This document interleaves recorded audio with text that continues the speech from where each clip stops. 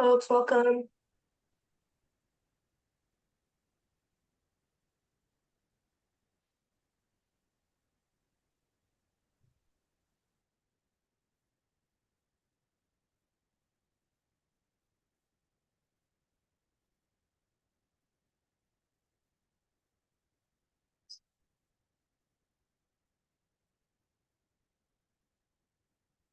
It is 5 p.m., but we're still waiting for folks to trickle in, so I think we'll give it a few minutes. Grab some water, stretch. We'll get started with this meeting.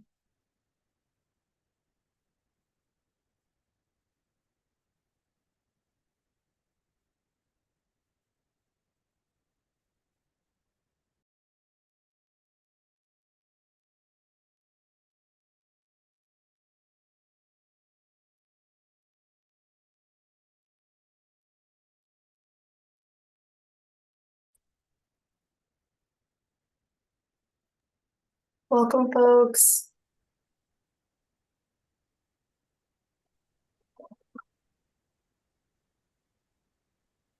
All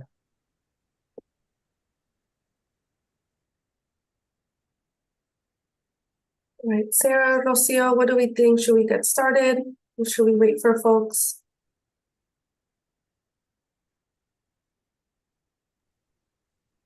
Hi, everyone. I think we can give it a minute. I think Steph is going to join us shortly. Great.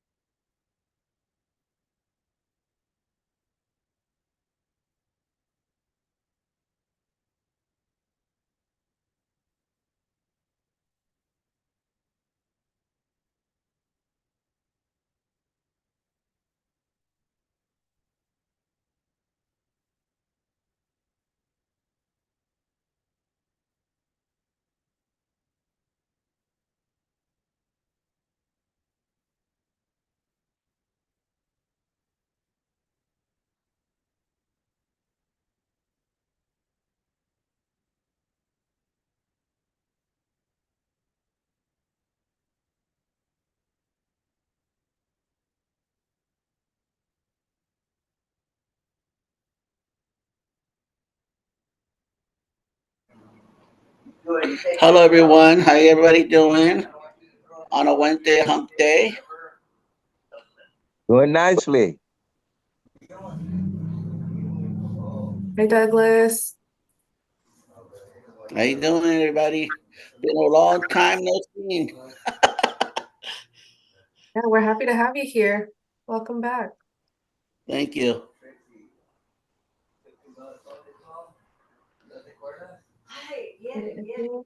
I think we're good to get started. Is that right, team? All right. Well, so thank you for bearing with us. We're just waiting for folks to trickle in, make sure that this is a true community meeting. So thank you, thank you. We can go ahead and get started. So good evening, everybody. My name is Laura Martinez, and I'm joined by my colleagues, Amy Ramos and Liz Lev.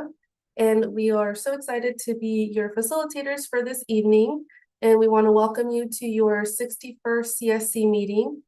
It was so great to see you all, or many of you in person last month. And we really hope that you enjoyed connecting and with each other and getting some amazing food. And yeah, I guess we'll just jump right in terms of how we will be spending our time together. This month's agenda, as you may have seen on what the Air District shared, it's designed to debrief last month's in-person meeting and provide both air monitoring updates and heavy-duty CERP measuring updates. So that's where we will spend a majority of our meeting today. Before we do that, we would like to go ahead and go through meeting logistics. Even though this is familiar to many, if not all of you, it's always helpful to have a refresher, especially after an in-person meeting. So I will go ahead and share my screen. Give me one quick second.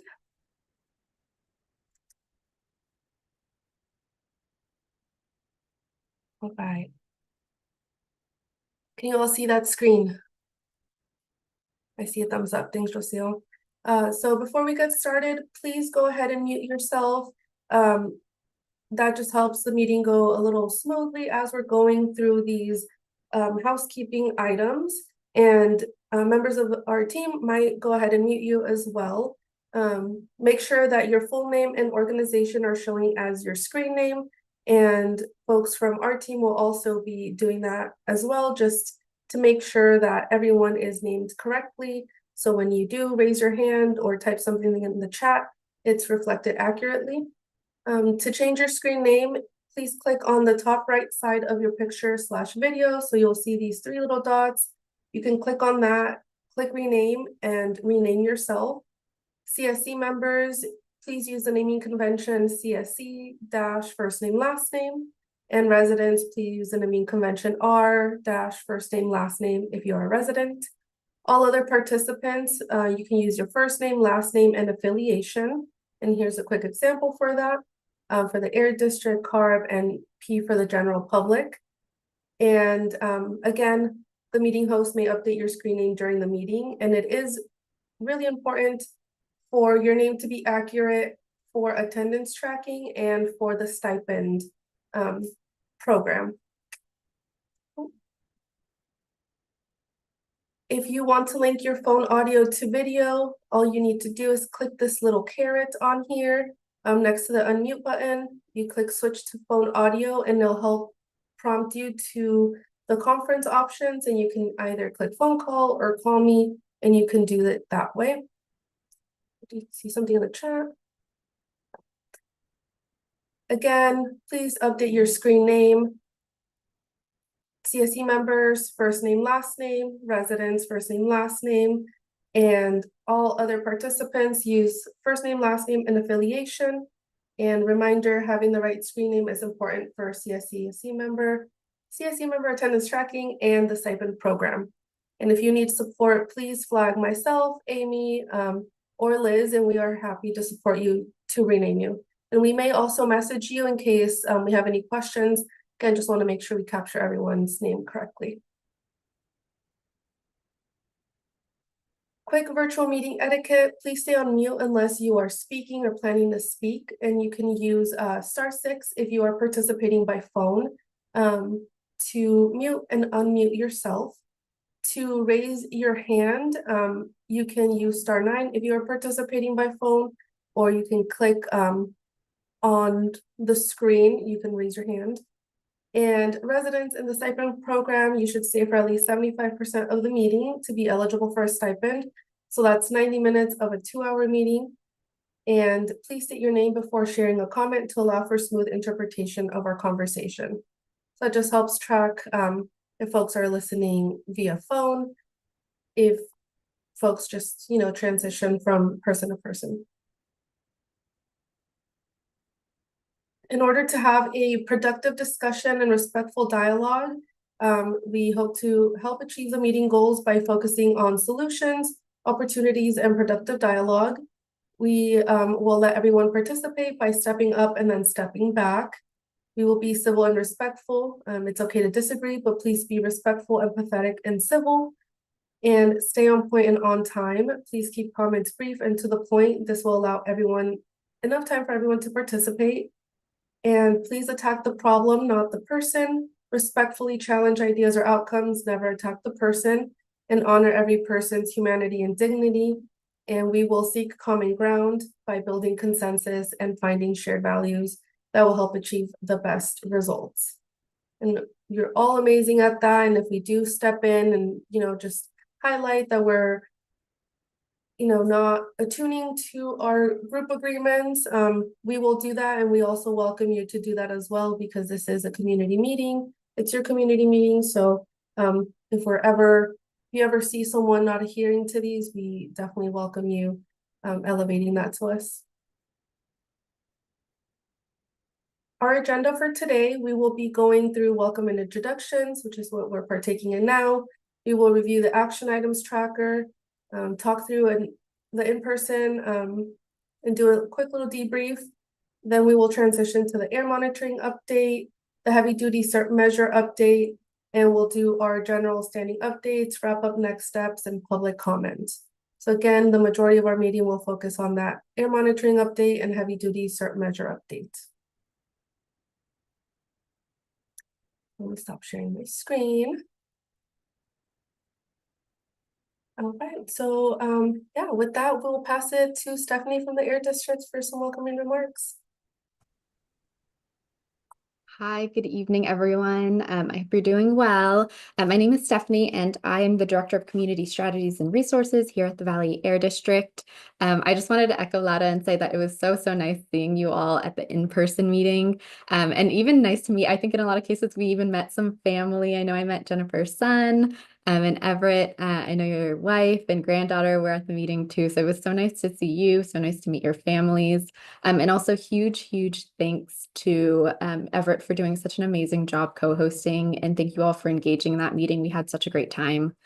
I know a lot of folks on this call were at the Stockton in-person meeting and heard this announcement already, but if you weren't at the meeting, I did just quickly want to share that Jessica Olson, our Director of Community Strategies and Resources, actually very recently left the district to pursue a really exciting career, educational opportunity and eventually move to be closer to family. We're so sad to see her leave, but I did want to share the announcement that I've now stepped into the role of Director over Community Strategies and Resources. And with that, I'm really excited to welcome and introduce Sarah Hassan Lane, who is our new Program Manager. You may already recognize Sarah because she's been to a ton of our meetings, kind of on the grant side, but I just really want to quickly pass to Sarah to say a few words. Thank you, Stephanie. This is Sarah. I am really excited to be joining the AB617 team. I've been at the district for 9 years now, so I am not new to the district, but I am new to this team. I do come from grants, like Stephanie said, so hopefully that experience will help me answer any questions that you all have. But yeah, very excited to get to know you all. Thanks, Sarah. And I'll just very quickly share, we have lots of exciting updates for you all. So just in full transparency, you will see a few extra faces and new faces in the room. We, of course, have a lot of our district team that supports these meetings. Rocio, your liaison for Stockton. We have Heather and Cassandra, who are with our outreach and communications team, and Brad Dawson from our monitoring team here to share an air monitoring update with you all tonight. We also have a few folks as well they're a part of our SERP update, a few folks from Kingsburg Trucking that you'll meet later in our presentation. And with that, I will pass it back to you, Lada. This is Laura Douglas. I see you have your hand raised. Yes, this is for a question for Stephanie. Stephanie, I believe like 2 weeks ago, I don't know if you heard, did the governor gave some funding to CARB already, the budget to CARB?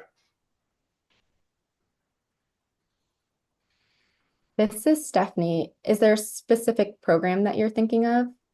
Well, I was thinking because CARB come around to our meeting, and I want to know if CARB going to able to have more budget to work with on the meeting that we are trying to do in this program and this particular agenda. So I just want to know, because I heard that Gavin Newsom gave some money to CARB, more money to CARB. So I just want to make sure if CARB can be able to budget to us, what can we do as subdivision. I'm sorry, my mind is I'm getting my dyslexic. Sorry. Thanks, Douglas. This is Stephanie. I do see we have Audrey here stepping in for Kyle Goff at CARB, so feel free to add anything. Maybe I'll just generally say that overall, I know that folks might be curious kind of with a lot of changes. You might be seeing in the news lots of changes in funding and maybe funding getting taken away from programs. And so you might be curious about if that's impacting things with, us working with CARB and with our AB617 program. Kind of what the funding that we're seeing to implement this program has been stable. So we are foreseeing continuing to be able to work with you all on this program and being able to continue all of the work that we have in the SERP to do all of the clean air measures that you all kind of supported. So I do see that being stable and us being able to continue that work. But I don't know if, Audrey, if you have anything to add there.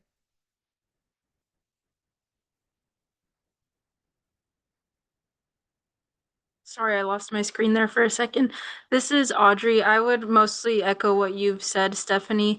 The allocations for this most recent year of AB617 funding have either just gone out or will be going out soon. So I don't know specifically, since I'm just visiting you all today. I usually work in San Diego. I don't know what the allocation would be for your district at this time. I do know that next year's budget will be coming out, the state budget will be coming out in July, and then there should be some more information on the specific AB617 funding either later this year, in the winter, or early next year. Hope that's helpful.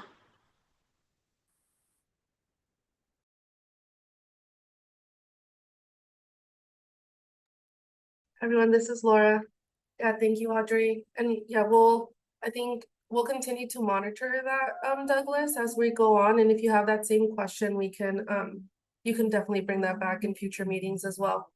But we've written that down in our notes, and we'll flag that for you. I will. Okay, I think we can transition to our next agenda item. Let's see.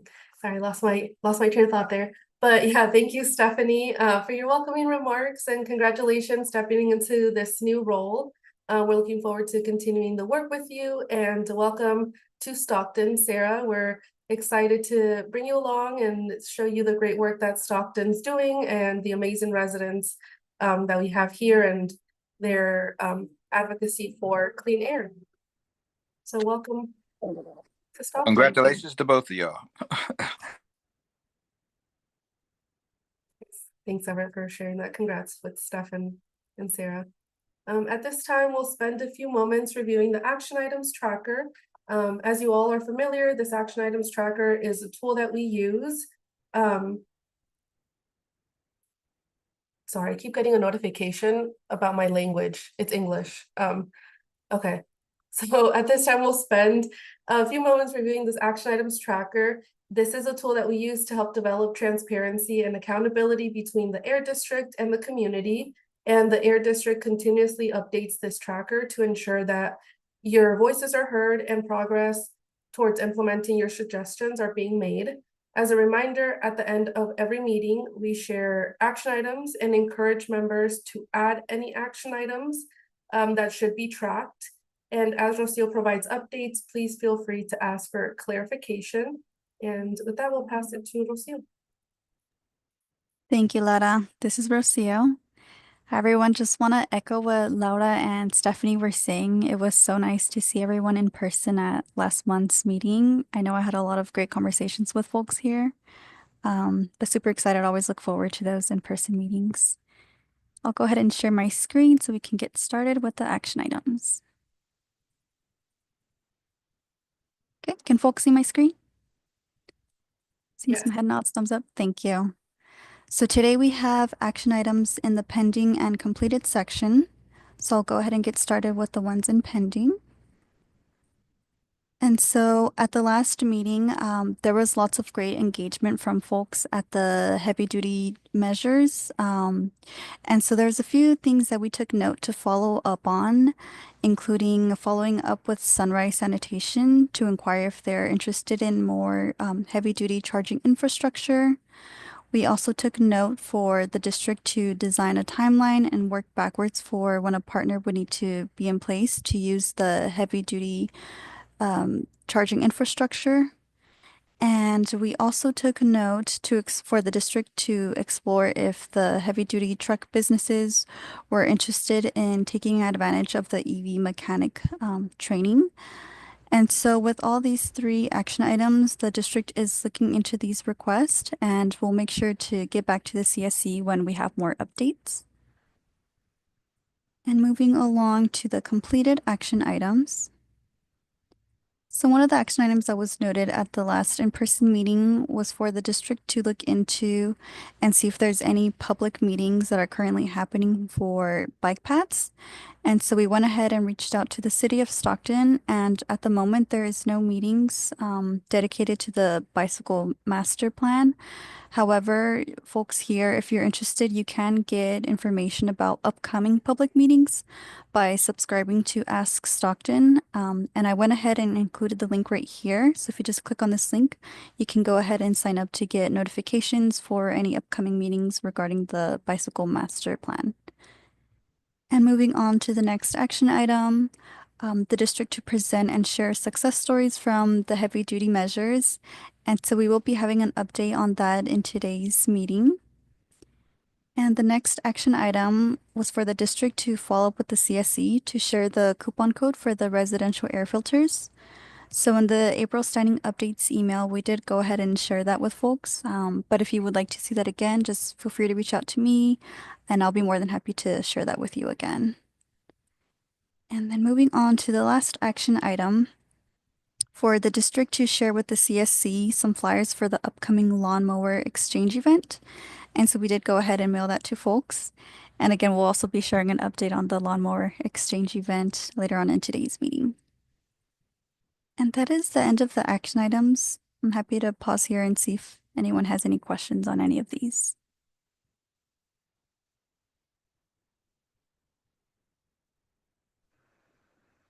Margo, I see your hand is raised. Go ahead. Yeah, hi. I was just wondering for the air purifiers, what does that mean, coupon code? Yeah, so anyone who applied for the Clean Air Rooms program and got a Medify air purifier, we actually partnered with Medify and they shared with us a 20% off coupon code. So all of the air purifiers come with an extra filter for folks to switch out. But when it does come time, if folks want to like purchase more filters, since you do have to replace those, it's recommended about 6 months, but it also depends on how often you use it. There's a coupon code for folks to get a 20% off discount when they purchase new filters. Okay, so we just reach out to you if we didn't notice it in our inbox. Yes. I can go ahead and forward you that email, Margo. But yeah, if anyone might have missed it, I'll be more than happy again to forward you that email. And right there, it'll share more information on how to purchase it and what the coupon code is for you to enter to get that discount. Thank you. You're welcome.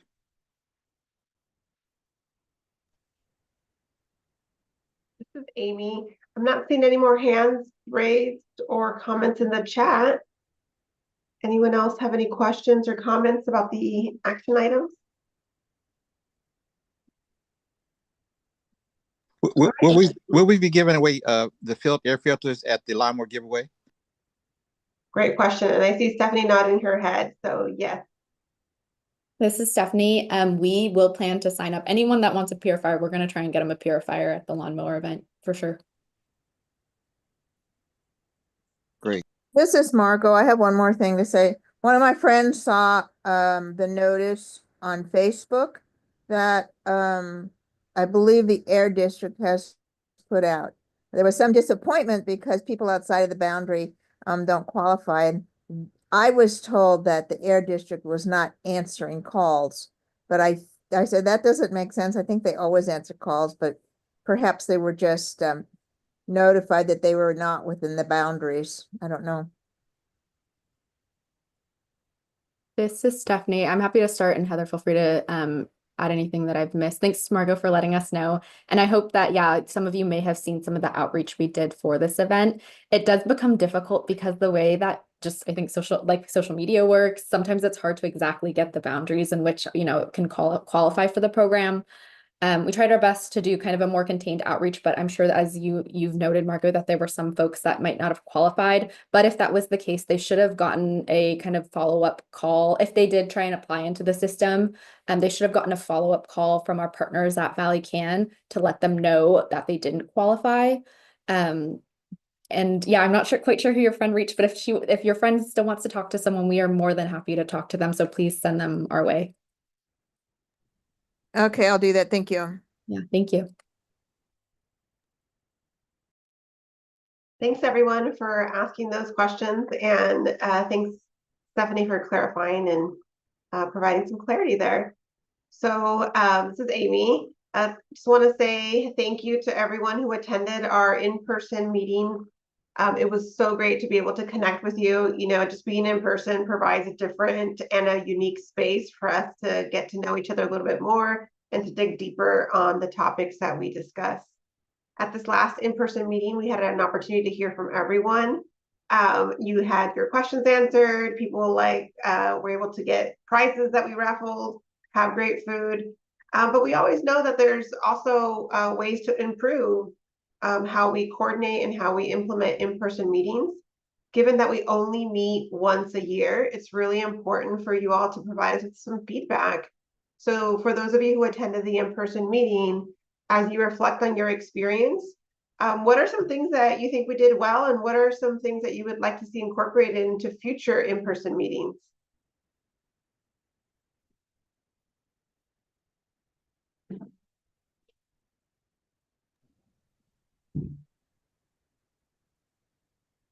Hi, Margot, I see you unmuted. Go ahead.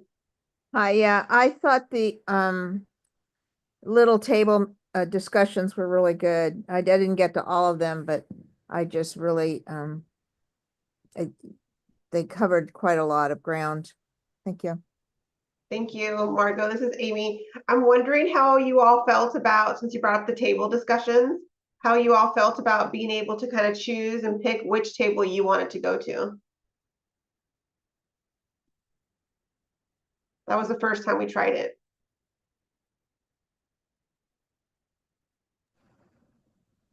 I thought it was good. I think people dispersed really nicely. This is Margot, by the way. Thank you, Margot. This is Amy. Jazzy, I see you have your hand raised. Go ahead. Yeah, this is Jazzy. Yeah, I enjoyed being able to pick and choose, and also similarly, like being able to stay there as long as you wanted to and ask questions. Because I know that like some of the folks who were at the table, they were giving a spiel when I walked up. And so I was able to kind of let the crowd die down and then ask questions and then move around. I think it made it really organic to have those kind of conversations. Thank you, Jazzy. This is Amy. Everett, please go ahead. I was just saying that I really enjoyed it, and to be able to get around and to talk to the different vendors that would just spreading the information. Everett, this is Amy. It sounds like you're talking away from your mic, so we didn't hear you. Can you hear me now? Yes. Okay, yeah, I was just saying I enjoyed the different meetings. I was just thinking that on the lines of the next time we can, if we the residents or who and the different organizations get more of the people in the community out to our meetings so that they can see for hands-on what we do and how we do it. I think that would really be a great asset to us because we're out here, but yet if we can get that information out there and again let them see how we operate and what have you, then the word of mouth becomes even better for us. This is Amy. Thank you for that feedback. Margo, go ahead. Did you say me? Yeah. I just I met some new people there. There were some people that it was the first time they were there, and I kind of expected them to see them here tonight. Has everybody did people get the notice? You know? The new people, are you asking, Margo? This is Amy. Right. Right. That's a good suggestion. I do, we did give the new folks that arrived contact information for the Air District, but we did not receive their emails and contact information. So that's a good opportunity for us to think about for future engagements to make sure that at the registration table, we're taking down the contact information of the new guests.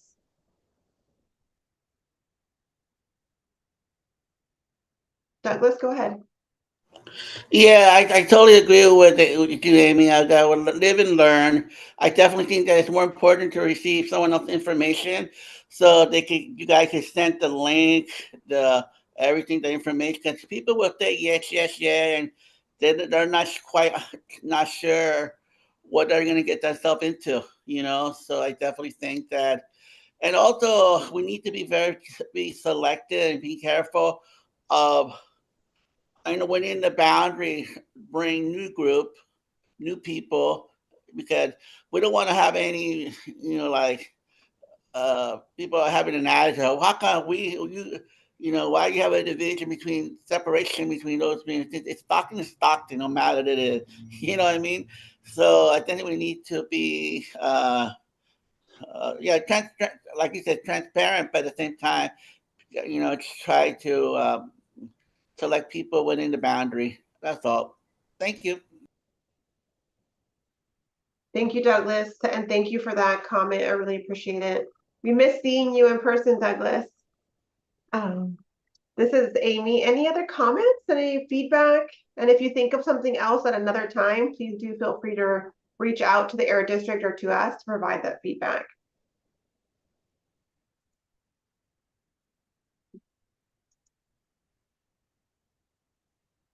Stephanie, go ahead. Thanks, Amy. This is Stephanie. I had one piece of feedback of I just appreciated being in somewhere that had such, I think, significance in Stockton. I know that Nate and Everett talked about that, but I also know it was pretty echoey in that location too, which I think made it so that folks had to speak up a little louder and try a little harder to hear each other. So just wanted to thank everyone for bearing with us and kind of dealing with the echoiness of the room. And that's definitely something we'll continue to consider as we plan for future meetings.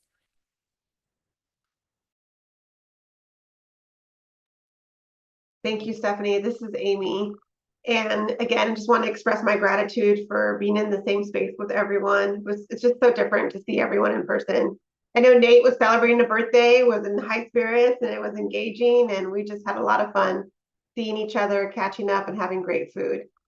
So again, if you have any feedback, please do send it to us. And we're always, looking for amazing co-hosts like the co-host we had, so that when we do have an in-person engagement, it really is customized to what you all want to talk about and how you want it structured. So with that said, I'm going to go ahead and transition us to the air monitoring updates. Tonight, we have the joy of having one of our facilitators from Arvin, Lamont, and Fresno join us tonight. So I'm going to introduce my colleague, Liz Lev, who will be facilitating this next section. Liz? Thank you, Amy. This is Liz. Happy to be here in the space with you all tonight. Thank you, everyone, also for sharing the highlights and feedback from the in-person CSC meeting that you had last month. Now, as you know, we will be discussing Stockton's quarterly air monitoring updates. As you know, the Air District continuously monitors the air quality from multiple sites across the boundary. And during your March meeting, the Air District provided a quarterly update, and today they will provide an informational update on their data collection thus far, the analysis, and the status of the community air monitoring. And all of that is to inform you all of any air quality trends and any impact that might have on you all and the Stockton community. So as they share key takeaways from these previous months, we really encourage you all to ask questions, put them in the chat, raise your hand or unmute yourself. And just as a friendly reminder, the Air District provides these updates to keep CSE members up to date on the air monitoring and air quality trends within the entire valley. So we have Brad Dawson and Karine Velasquez here from the Air District who will be presenting today. And just before we pass it off, want to see, Stephanie, if there's anything else that you might like to add for this agenda item.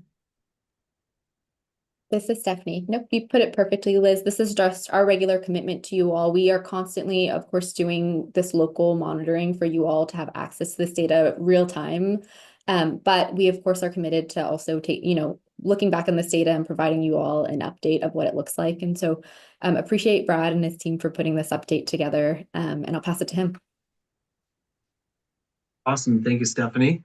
Again, my name is Brad Dawson. I'm the supervisor for our community air monitoring programs here at the district.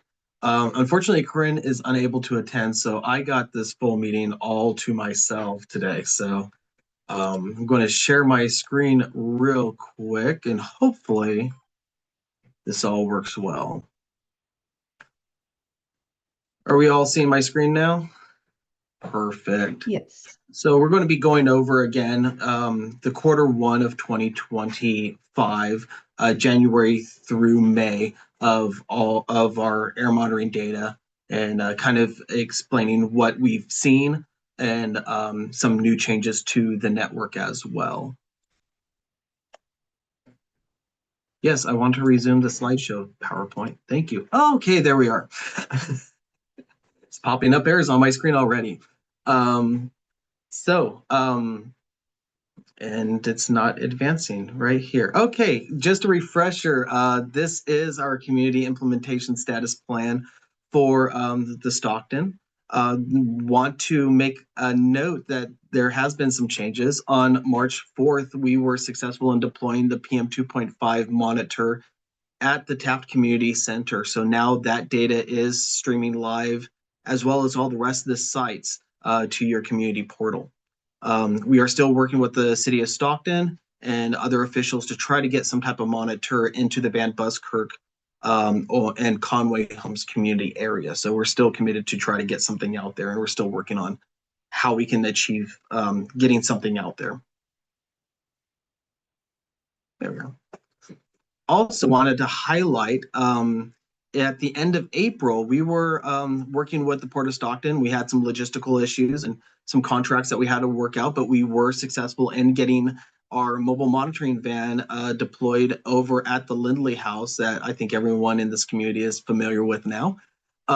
We do plan to be monitoring there for the next several weeks. And what we will end up doing is grabbing all that data and comparing it to the rest of the community data that we already have, and then sending out a separate report back to the community on the special monitoring effort of getting an air monitoring van into the Port of Stockton. Here we are. And just some key takeaways from this meeting. We did experience some slightly higher PM 2.5 readings in this Q1 than we have in previous years, and we'll kind of explain some of those trends, which were actually my next bullet point. Due to cold, dry, and stagnant conditions, specifically in January, contributed to higher PM 2.5 levels. We'll have some data charts in the following slides to kind of dive into that a little bit more. We did deploy that new monitor at Taft, as I mentioned earlier. And again, all of our air monitoring data as we get it is available on the community portal. Before I get into these slides, I think I see somebody in the chat. Okay, never mind. That was an old update. Okay, I just want to make sure that there was no questions before I move forward for the charts. And just again, I just want to recap. We kind of like the format of addressing the quarterly averages first for the community, then diving down deeper into monthly averages, and then even deeper into the daily averages. So these first slide will be just the quarterly averages. And over this first quarter, as I mentioned earlier, we did have some higher readings. As you can see, they're 1, 2, 3 parts per or micrograms higher than we have seen in previous years of our community monitoring. I do want to highlight a couple of points.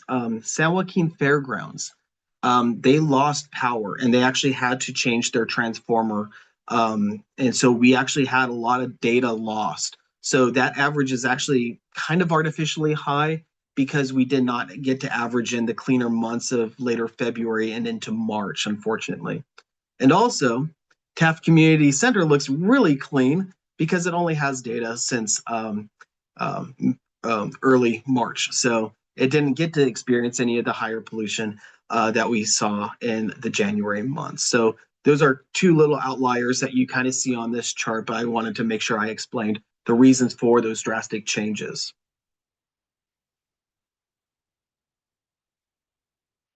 Now we kind of dive more into those monthly averages. You can see that we did have a steep decline in January going into February and March. Once the weather really cleaned out, we didn't have that fog forming over the valley. We had more air mixing in the valley, and all of the sites kind of cleaned up. Also, you can notice that there is gaps in this data where the San Joaquin Fairgrounds was offline for some of those periods. And then you'll see that the Taft Community Center does pop up at the end of this chart. And I think Douglas has a hand raised. Yeah, I'm sorry for the. I was wondering. I'm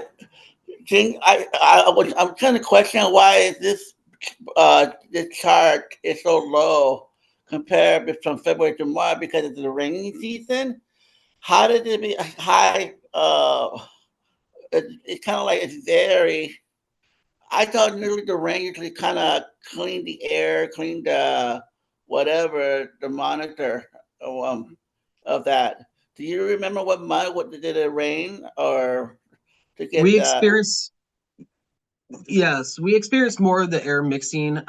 We call it air mixing, but that's weather, that's rain, that's wind, pushing that air out and moving it around and causing the air to kind of dissipate instead of just be sitting in the bowl as the valley is. So in January, a lot of our sites across the valley all experience that the foggy days where it's just kind of fog, it's just sitting there, there's no mixing, the air has nowhere to go, and it just kind of builds up. And that's what we experienced in the later parts of January. February and March, we did have some weather, we did have some rain, we did have some of that mixing in our atmosphere that would help move that pollution away from us pretty much, and added that mixing and dissipation of pollutants. That's because we had like I don't remember what it was like a hurricane or a typhoon somewhere season when we had the mixture of the rain from somewhere or something like that. I'm not 100% certain on the atmospheric conditions, but I knew that we did experience a lot of fog in January, and fog is just sitting clouds just pretty much on the ground, not going anywhere. Due to that coldness, pushes our atmosphere down even further, kind of allows us to choke on our own emissions in the Central Valley, unfortunately. Okay, But thank you. I have more of that in the next coming slides as well. And also, I just wanted to note on the last slide and this slide, we did include the 9 microgram new PM 2.5 standard that was established in 2024. That's an annual standard that is not a monthly or quarterly standard. So usually that line really comes into play once we have a full annual average. And I think we addressed that at the last meeting that we had, I think in January, where we actually had a full annual average that line really played a factor in. Right now, it's just too soon because we're going to have our summer months and our fall and winter months as well as we start this year off. So it's just a kind of a benchmark that we can kind of compare some values to. And right here, we are diving into our 24-hour daily averages. Here in the gray shadow, there's a lot of things going on this chart. So let me try to explain some of this. The gray shadowed area in the back is the previous year quarter daily max value. So that's the highest site that we had in the community being highlighted in that gray shadowed area. The multicolored background represents the different RAN, real-time air advisory network levels that we have here at the district to help show the different air quality levels. We have a legend on the bottom that shows good, moderate, and unhealthy, or unhealthy for sensitive groups and unhealthy for this chart. I'm looking at my notes to make sure I don't miss anything. We did have, I would like to highlight that you can see in the mid to late January that we did have cold and foggy conditions, and you can kind of see the raised trough of PM 2.5 that didn't really drop down that much in that time period. We also had a spike of emissions based off of New Year's Eve fireworks on the 1st. So you can kind of see where everything's coming rapidly down onto the 2nd of January. That's due to fireworks. Also, in late March, one site in particular, the Cal Water Office PM 2.5 monitor had an incredibly high peak at a 3 a.m. hour. My team, we dug into the data, we dug into the instrument, making sure that everything on the instrument was working correctly, that there was nothing variable or nothing wrong with the instrument.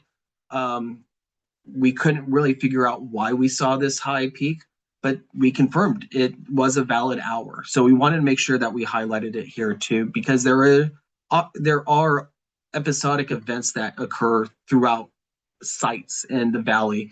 We're assuming that there may have been some type of fire, localized fire nearby the site that really impacted that site at an early morning hour.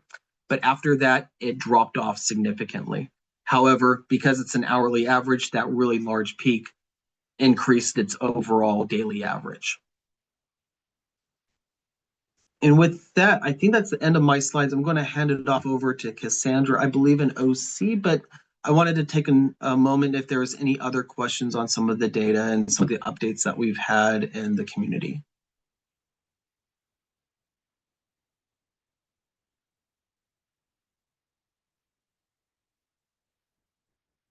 The silence is deafening. Thank you very much. Let me hand this off. Cassandra, were you going to be covering these slides? I'm sorry. No, that one I believe, but I can. I can do them.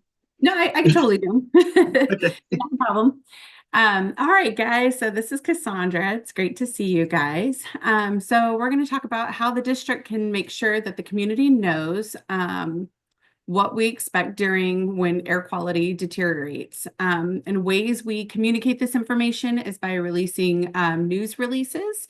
And so, we'll reach out to local schools, public health agencies. We send the news releases to the CSCs as well, just trying to keep everybody in the know. We also will use social media. So we post our updates to Facebook, X, Nextdoor. And again, this is just a way to wrap everybody in and to keep everybody in the loop. Slide. And then these are just some examples of some social media posts alerting folks of what's going on. And then we also, we'll let people know like how they can file a complaint. We just recently created a file a complaint magnet, which seems to be going over very well. It's bilingual, and it explains, that we can be reached either online, through the phone, giving us a call, or through the app. So we've tried to streamline it and make it super simple for folks to get in contact with us and let us know, what they're experiencing. And our inspectors are available. And so this is just a great way to keep people informed. And then, go ahead. Yeah, go ahead. I was going to say, I can take these. I know these. Okay. And again, we do have your community air monitoring data on our on your portal, so you can always go on there, check on that map. This is an old map because the Taft isn't on there yet, but it should be live on your webpage, so you can click on the Taft community site or any of the other ones and see what the real-time values are for the monitor that's probably closest to you and of most concern for you. We do update the webpage with quarterly reports, which will be very similar to these presentations, and then as well as weekly air monitoring updates we send out. And then with that, if there's any questions, I'm going to look in the chat. Oh yeah, Mary Elizabeth is talking about, yeah, that the pollution from the fireworks is significant. And yeah, we do see that, especially in July 4th and New Year's Eve, unfortunately.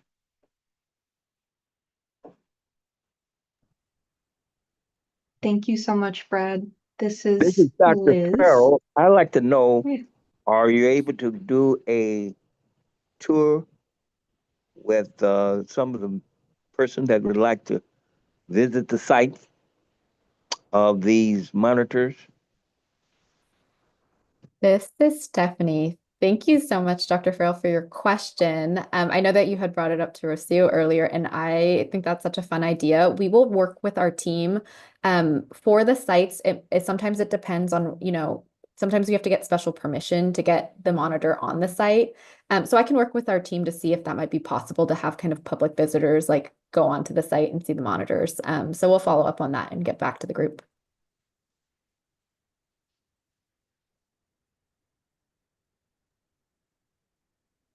Thank you. Great question. This is Liz. We have about 5 minutes for some questions. So just want to see for our residents and CSC members what your initial reactions are. Once you see this data, do you feel like you got enough information to understand the data? Any feedback you have or anything that you might like to see in more detail at one of the following air monitoring presentations? Yeah, go ahead, Margot. Hi, yeah, so Brad, I apologize. think I was only half listening at the start because I was trying to loop in the new person to our meeting, but you were saying there was trouble getting a site near Conway Homes. Did I hear that correctly? Yeah, we're still working with the Stockton. There is the Van Buskirk Community Center over there that we would really like to put a monitor there, but they are, I believe the city of Stockton owns that building, and we've kind of been trying to contact them and try to figure out a way that we can get that monitor deployed, or something else in the Conway Homes area. It's kind of, I'm hoping that in the next couple of months we may have a better solution. But there is active communication going on to try to figure out how we can get a monitor out there as soon as possible. So, okay, so you've actually found the right person to help deal with that in the city? I believe so. I think Stephanie has some contacts in there, as well as my manager, Chai Tao, who's not in this meeting right now. He has contacted some people. So we've been in communication with several different individuals within this Stockton organization up there. So, okay, is Grant on the call tonight, or someone from the city? Does anybody know? This is Stephanie. I do think typically we've been having also Albert Rivas join us, who I know had a family event going on tonight and couldn't make it. But that's also a good suggestion. We can plan to bring it up to Grant and Albert as well and see if there's some way from their position they're able to like move this along. Yeah, thank you. Yeah, because you know what? We're going on 5 years here, and it's like, wow. One of the areas we really wanted monitored, and here we are. Yeah, thank you. This is Everett. I just wanted to mention that there is a new school. What do you call it? I can't think of the name of the school, but it's a new Charter school. charter school there too. That might be good to take a look at. thank you very much, and very observant, Everett. We actually reached out to them, and we wanted to partner with them to try to incorporate a monitor into even maybe some school curriculum, but they said thank you, but no thank you. Thank you, sir. No problem. Well, we've been knocking on doors. Understand. I have one more question. I have a question. Have you guys gone to the San Joaquin Board of Education? Because they have a lot of charter schools that they could, within that area boundary in that particular area. But I just don't understand why. But Van Busker, it was just, I think that there was a bunch of what about the golfing thing, and it was owned by a lady. It was given as a gift to the city to take care of, but yet what I don't know what's going on, but I know the history about that thing going on, but it never was uh, who were able to maintain, who was in charge of it. But the city of Stockton only take care of the Bench Guster when they take over it. So that's something that there's a little gray area right there that I'm not sure about that, because I know there was a lot of talk about Bench Buster last year about the golfing tournament, golfing thing, and want to make it in something else at the city. I mean, a housing or something else. I'm not sure. So that's something that that we need to research about that. So that's all I need. That's all I can say. Thank you. No problem. And with my limited Stockton history, the golf course is now a natural environment. It appears to be. Unfortunately, that site there's nothing there that would provide any type of level of security for a monitor to be at, unfortunately, let alone electrical infrastructures, because I think all of that has been ripped out or purged out or stolen at this point. Unfortunately, we did look into it as well as several of the schools that were over there. The school districts were not interested, unfortunately, but that's past history. We're still trying to move forward with trying to knock on doors or figure out if there's another person available or a different route to get what we need to get done over there. But we are actively, I just wanted to make sure to highlight that we are actively involved in trying to get that monitor deployed. And this is Margot again, Brad, I apologize. One more question. So I just got off the Zoom link with the UC Berkeley students and their presentations about how to different projects that might help Stockton. So their focus was kind of Stockton, but they kind of branched out and they were looking at Stanislaus County as well. One of the things they investigated was pesticides. Not for us, because that's not something our AB 617 looked at, because we're so overwhelmed with PM 2.5. But do you, I'm assuming that the Shafter and Fresno people perhaps looked at pesticides, or am I wrong about that? And if so, is there monitoring for that? This is Stephanie. I'm happy to take that question, Brad. And Margot, you're totally right. Our other committees, and I think also another aspect of it is we have in our South Kern area a lot more rural and agricultural communities. So as you might imagine, pesticides was a concern. And really for pesticide related topics, it really is the Department of Pesticide Regulation, that's DPR, that kind of manages those topics. And so for our other communities in Fresno, Shafter, and Arbor-Lamont, we've partnered and coordinated with DPR and also CARB to kind of investigate. And I think they are kind of have carried out some monitoring campaigns in a couple of those communities.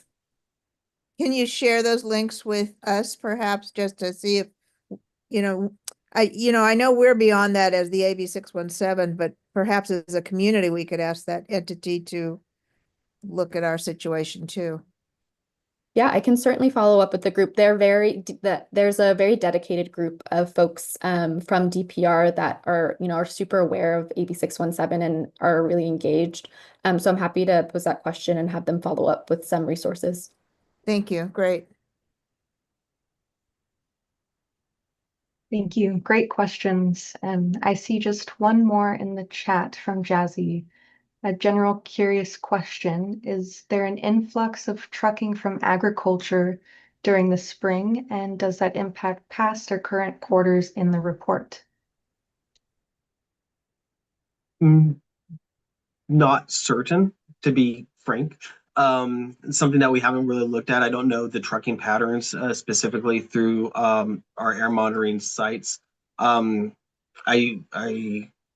be something to look into. But as we compare quarter to quarter to quarter, we kind of want to make sure that we're comparing averages against previous averages. But that's something that we can definitely look into and see if there is an influx based off of something else other than a seasonal average.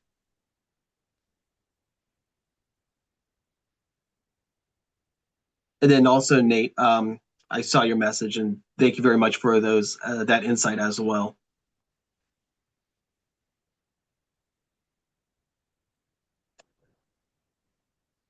Yes, this is Liz. Thank you everyone for all the questions and comments. I just want to pause and see if there are any last questions or thoughts that folks might want to share before we transition to the next agenda item.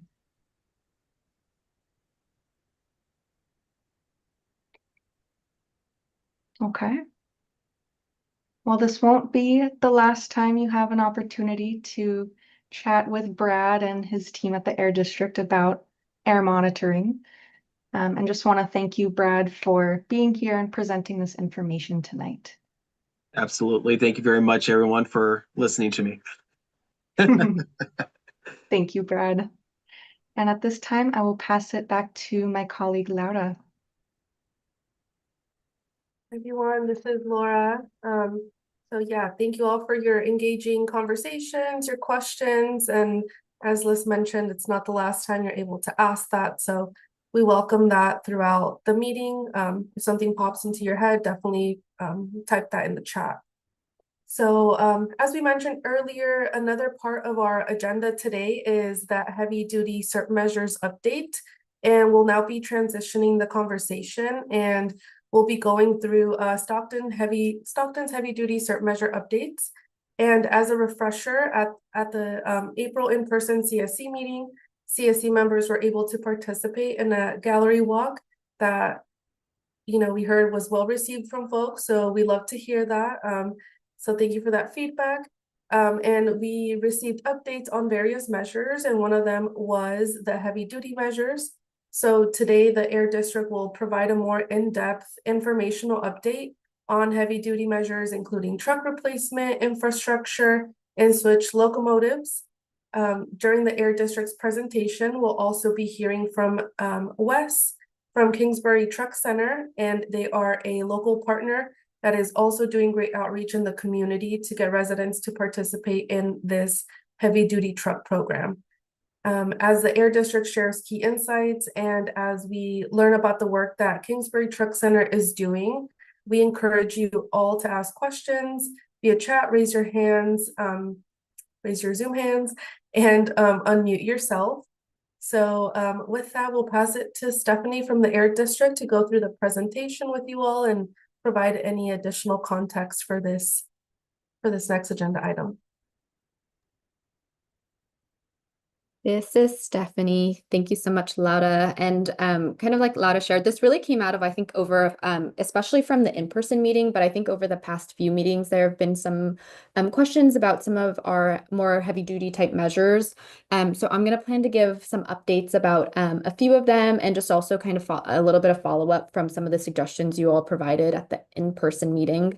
And also I'm going to wrap it up, and we have some kind of, I know they're not heavy duty measures, but I'm actually going to plan to pass to a few folks on our team to talk about some other things that are going on in the community that we didn't want to leave this meeting without announcing. Awesome. So I'm going to go ahead and share my screen.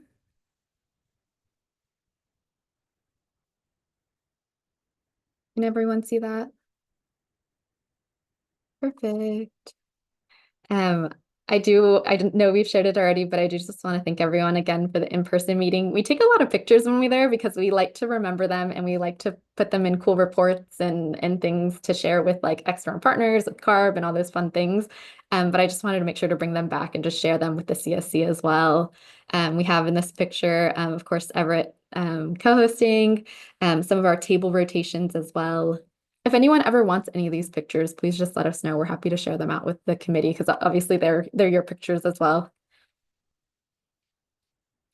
Some of the things I'll touch on today, it really is kind of a whole suite of our more heavy duty type measures. The first being our truck replacement measure, which we are grateful to have a few of our partners here from Kingsburg Truck Center to also provide a little bit from their perspective. Also an update with our heavy duty infrastructure, heavy duty charging infrastructure measure, as well as our switcher locomotive measure. So as a reminder of our heavy duty truck replacement measure, I know this is a highly prioritized measure from the CSC, and that's reflected in, of course, the kind of funding amount that we have allocated in the SERP.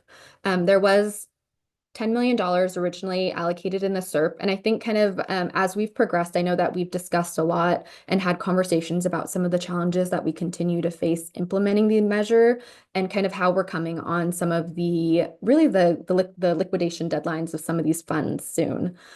So with all that being considered, and also seeing some need across some of our other measures that are doing really well in the community, during the March meeting, the CSC did support allocating $4 million to the passenger vehicle replacement measure to support residents replacing, again, their older high polluting vehicles with a cleaner option. With that reallocation, again, we really want to, based on your feedback, take swift action really on these funds. And so our partners at Valley Can have already started planning additional events in the community to get people signed up, which Rocio will make an announcement about the next event that they're hosting later in the meeting. And so what that leaves us with is still a very good amount of $6 million that we still are seeking opportunities with. I know we've talked about it before, but just as a reminder to folks, we are continuing to do outreach on this measure, but we do still see across the board a lot of challenges kind of faced by businesses that want to making decisions of whether or not they can make this transition to electric trucks. One of those things being the high cost of making the transition, the infrastructure needs of making this happen. The trucks can't happen without the infrastructure, and that's an important piece. And oftentimes right now, a piece that takes a lot of time to implement. Also, the technology continues to be a challenge as well, of just making sure that the types of trucks that are out there are fitting a business's operation, as well as just some of the changes in kind of the regulatory world around trucks. All that aside, again, we know is still a highly prioritized measure, and it is still a high priority for us given all the high emission reductions that we see from replacing trucks. And so we are still continuing to work with public agencies and local businesses to conduct outreach on the truck replacement program. There are still a good handful of agencies, things like government agencies, schools, city and county fleets that are still kind of subject to truck regulations, and they've been a target of our outreach especially. And we are still continuing to attend lots of truck events to speak to businesses, manufacturers, and other stakeholders. And really another key piece of this outreach is working with local partners in the community. So at this time, I want to introduce Wes, who's with Kingsburg Truck Center. Wes has been a really great partner in this, doing a lot of outreach. They are based in Kingsburg, which I'm sure he'll share, but they really do outreach across the whole state and across the valley. And I think they've been doing some great outreach with some of our partners at some of the schools in Stockton and some other areas. So Wes, I'll go ahead and pass to you. Yeah, thank you, Stephanie. That slide that you have up, we actually have one of our trucks that's at the Save Mart Center there. So that's cool to see you have that picture there. Yeah, so I'll give you a little bit about us and Kingsburg Truck Center, kind of where we came from, what we do. So we sell class 2 through 6 commercial vehicles, F250 to F650 in that range, gas and diesel. And more recently, electric.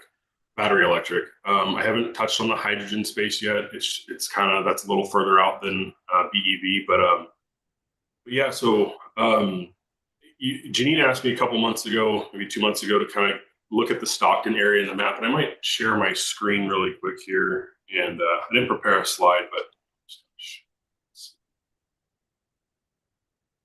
maybe it won't let me.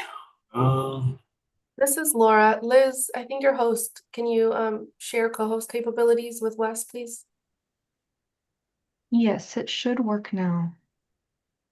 All right. Wes, can you go ahead and try that again? Try one more time here. All right, is it sharing now? Not. No. It's all right. I'll talk through it. I didn't prep anything. I was just going to show the map. But anyway, so to talk about kind of the who we're reaching out to in that Stockton community next to the port, as well as what other kind of the hurdles and roadblocks to the truck adoption.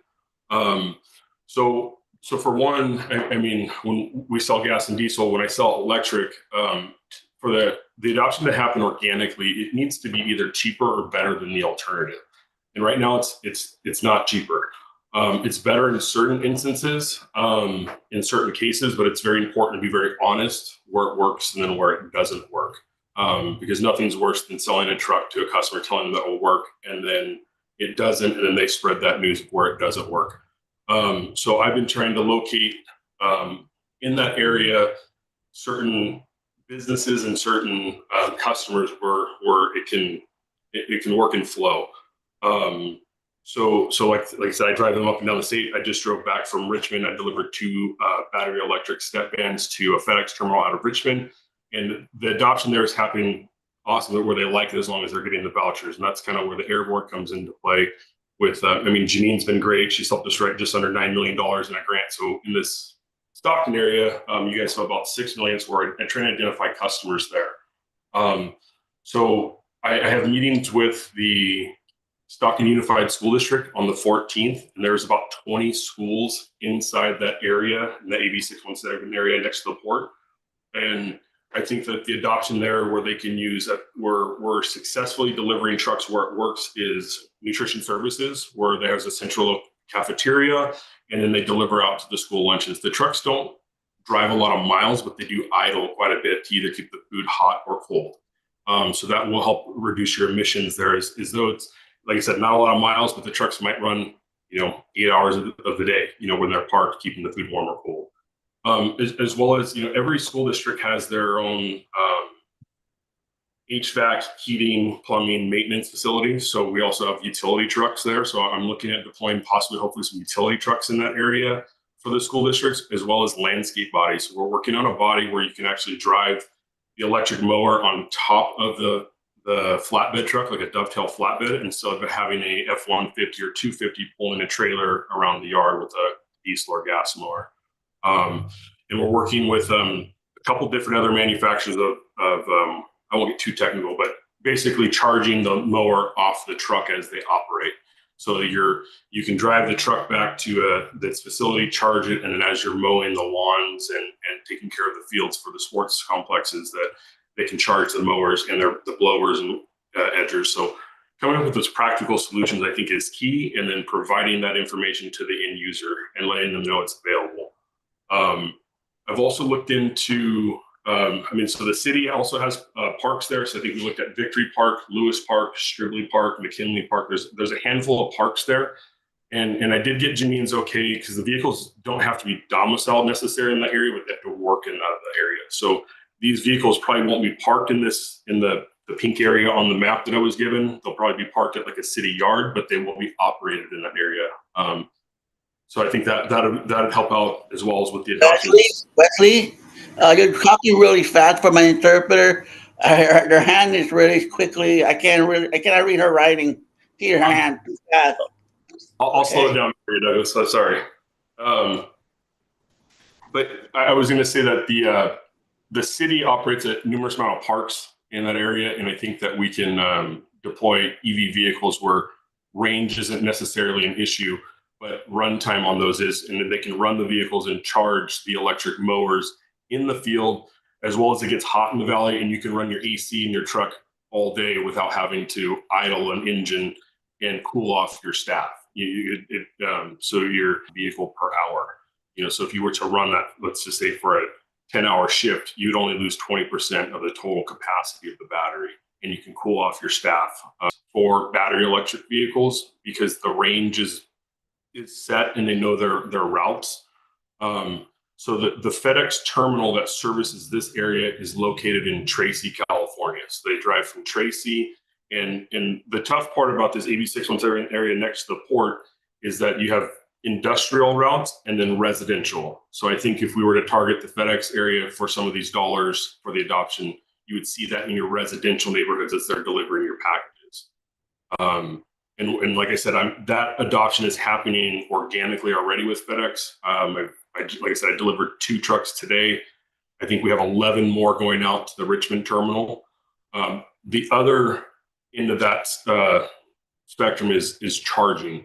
So if the terminal doesn't have adequate charging, the adoption is very tough to happen for the operators. And FedEx the ground packages that get delivered to your home are small businesses. So there possibly could be people in your community because it's not there's FedEx Express, which is corporately owned, and then FedEx Ground is all operated by independent contractors. I haven't gotten into the Tracy terminal yet, but I have gotten into the Bakersfield, Richmond, and it's pretty incredible what FedEx is doing there. In the Richmond terminal, they've committed to go 100% zero emission by 2026. And every parking stall on the belt that feeds the packages into the trucks has a level 2 charger. So they can work a 10-hour shift and then have 14 hours to charge the vehicle as night as it's loaded for the next shipment for delivery. I'm not sure what the Tracy terminal looks like, but possibly that might be another outlet to help increase the adoption of zero emission vehicles in your area. And then I also reached out to, there's a local hospital that's just on the cusp of the borderline. I don't remember the street off the top. It was on one of my slides, but there's a hospital there that we're looking at for some adoption, as well as I think Niagara has a bottling company there that might have distribution. But this is a tough area because it's a lot of the trucking industry in this area is Class 8, and the technology is not quite there yet for zero emission adoption in Class 8 long haul trucks. So I look forward to continuing to look for more customers in this area, and I think that we can do it. I'll give it back to you, Stephanie, unless you guys have any questions.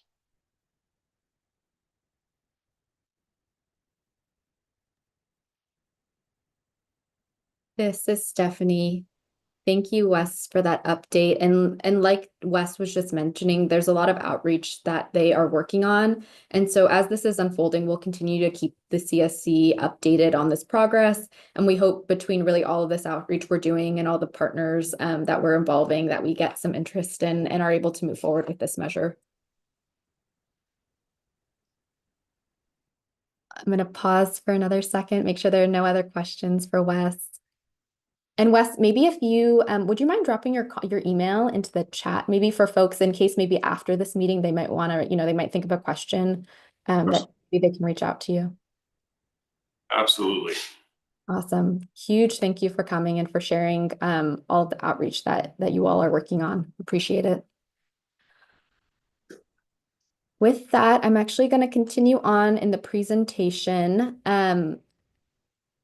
During the in-person meeting, I believe there was a request to discuss some success stories with trucks, because I know that it might feel a little bit doom and gloom for us to continue to talk about the challenges, but I assure you that, we are still making strides towards electrifying a lot of trucks in the Valley. I did want to pull out a couple of recent examples of projects that we have worked on at the district. Some of those include at Frito-Lay, there's a Frito-Lay facility in Modesto that we have done 15 zero-emission trucks. They also opted for several natural gas trucks and all of the associated infrastructure that they need to make that project happen. You may see some of these. I see them when I'm driving up and down 99 all the time. We also have it's a company here in Fresno, Pepsi. They not that Pepsi is only in Fresno. Pepsi's everywhere, but their facility is in actually our AB617 community in South Central Fresno. They've replaced 50 older trucks with electric trucks, and they kind of got all of the associated charging to allow for that transition to happen. That's the picture down in the lower left-hand side here. We also have a local produce company here in Fresno as well called OK Produce. And they're still kind of finalizing. We're still working with them. These are typically longer term projects, but they are looking to replace around 50 of their trucks as well. So some commonalities for kind of what makes these projects successful is we do typically find that these are larger companies that will kind of take on these types of projects, because they are the types of companies that can also kind of take on the huge financial investment that's required and kind of can fold it into their operations. These also are projects that have required a huge amount of effort and kind of funding among several groups to be successful. and also their fleets and their routes work well with this type of equipment. Wes had mentioned I think there's just a lot of long haul work right now that the technology is not quite there for that. But we found for these few projects that it fits their operations and it fits what they're hauling. So these are just a few examples that I wanted to share. Go ahead, Douglas. That's wonderful that Modesto is partnering up with you guys. But Stockton, did Stockton have any like Amazon, Safeway, or Walmart that have used big truck? Have you ever reached out to them as well in that particular area, to the Modesto area? Thank you. Thanks, Douglas. This is Stephanie. Yes, we're reaching out to folks really across the whole San Joaquin Valley to participate in this program. Stockton's included in that. Wes just mentioned a few specific examples of some of the recent outreach that he's doing. But yes, we're still continuing to try and find businesses and reach out to businesses to take advantage of this. And like I said, some of the biggest challenges is it really has to be a pretty big investment from the company to like make it happen in terms of funding, in terms of getting all of the infrastructure to make it happen, and it has to fit their operation. So we found that, for example, like Frito-Lay, they're able to do some longer drives, but that's, likely because they're driving around probably like lighter chip bags. So it really just depends on their operation and what they're hauling and whether or not they can make it work with their business. We're finding that it becomes really difficult for some of the really small businesses to take advantage, because sometimes if their fleet is really small, it's really hard for someone to imagine paying a pretty huge amount of money to move to technology that they're not quite sure is going to fit in their operations. So I think, to your point, Douglas, those bigger companies are ones that we definitely want to get in and reach out to. But are you talking about semi trucks that are used? Or are you talking about Bobcat truck that you said that, like you said, go to short distance to unload, to load, to put it in a store and whatever? Are you talking about that particular transportation? I don't know how many pounds are in a ton, and you're referring to the sizes. This is compared to small size that you're referring to. You say smaller and bigger to whatever they need to get done, right? This is Stephanie. I believe for this program, we're looking at class 4 through 8, which 8 would be the big classic semi trucks you're thinking of. Wes was mentioning, I believe, class 6 to 8, which is kind of the smaller, more delivery truck. Can I help you chime in there? Yeah, so please. 4 is going to look at like your like it'd be comparable to an F450. So the grant dollars that you guys have would be class 4 through 8. And I think I think where you're going to see some of the best adoption happen is going to be with the city, the school, the public agencies, because one, they're mandated to buy. And so, either there's the ACF rule says either 50% of their purchases starting in 2024 have to be zero emission. And so if they're going to want to use these grant dollars, and then you're going to see those vehicles in your community. So you're like an F450 would be equivalent to our smallest zero emission truck, but it's probably going to end up replacing like an F250 that's gas or diesel, because the capability of a smaller gas truck, you need maybe a little bit bigger battery electric. And there's not an option for like a class 2 or 3. So if they were to trade in maybe a class 2, that's what I was saying. And I can go, this gets really deep, but an F250 is what a school typically uses, and then they pull a trailer. That's why we're trying to give them an option where they can maybe step up to a class 4, get the same job, and then not have to pull a trailer and have all the lawn equipment on the truck. And same thing with nutrition services. They typically use a class 3, but a class 3 might not do it in battery electric what they need, so they might have to step up to a class 4. So that would be like an F350 would be a class 3, and an F450 would be class 4.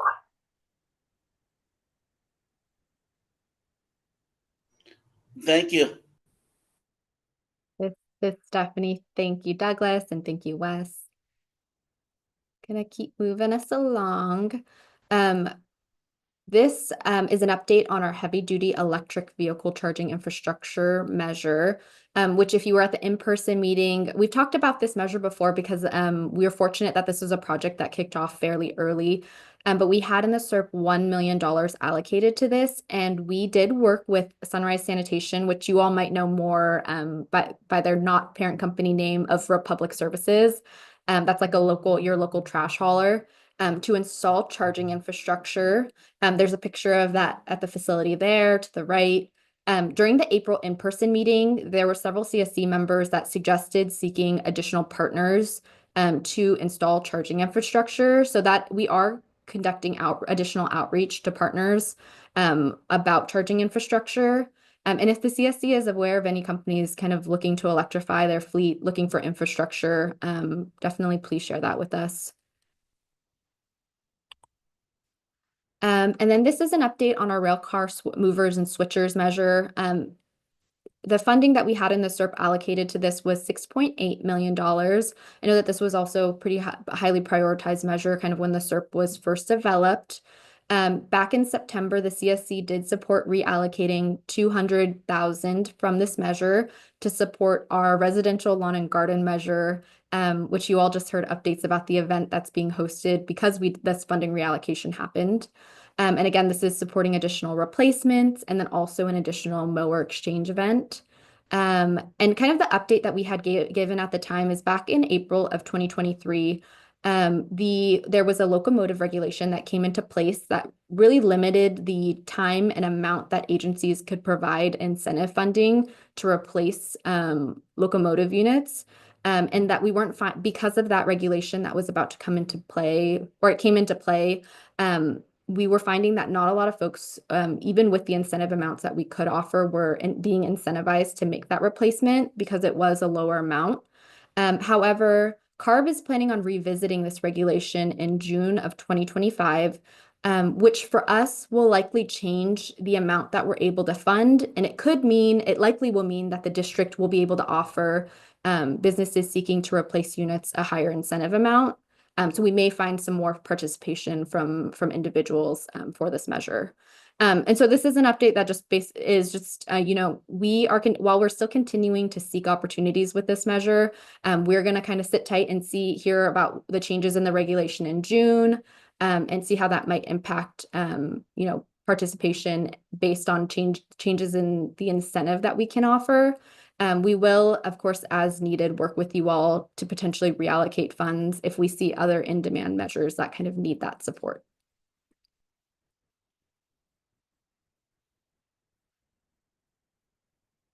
I don't have my chat open, but are there any questions about the past few slides? Any last questions for Wes? Please let us know. Otherwise, we have just a few community updates that we also wanted to share with you all.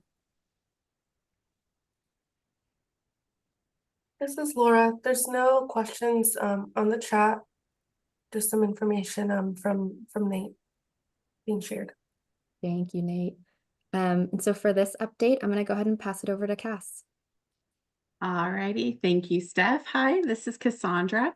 So I'm super excited to share our Clean Air Room outreach update with you guys. It was suggested that we create a mailer and send that out, and we've done that, and it has been received very, very well. From April 1st through May 1st, we had about 490 applications that came in just from that mailer. So it's been a good thing. I've spent some time up in Stockton just recently at events, and quite a few people that were passing through were like, oh, we just received this in the mail. And so they were all excited and happy to see that it was a real thing. So great suggestion. And we even bumped into the individual that is pictured on the flyer. So we have it right here for you guys to see. She happened to stop by and she's like, I'm the girl that's in the picture. So that was all cool to have it all come full circle. So based on the CSC's feedback, the district worked with an advertising agency, and we sent out over 21,000 mailers within the AB617 boundary. Only in zip codes fully within the boundary, and targeted Clean Air Room outreach. We also did this in South Central Fresno and Shafter. As I mentioned, we saw an increase in calls and assisted residents with applications through the phone, email, and in person. So yeah, we're happy to report that it's been working pretty well. And this is Stephanie. Maybe something I'll add is I know that CSC members have suggested mailers in the past, and it is becomes challenging because the way that our boundary is set up, it doesn't perfectly align with the zip codes, which is how our ad agency sends these out. So if you talk to someone who like maybe didn't get the mailer, it could be that very much the case that they have a zip code that falls outside of the boundary. We wanted to make sure that we are targeting people that could apply. We didn't want to send out a bunch of mailers that maybe ended up with folks like just outside of the boundary. So like Cass said, we only targeted the zip codes that were fully within the boundary. That way we were ensuring it was just the folks that could access our 617 funding.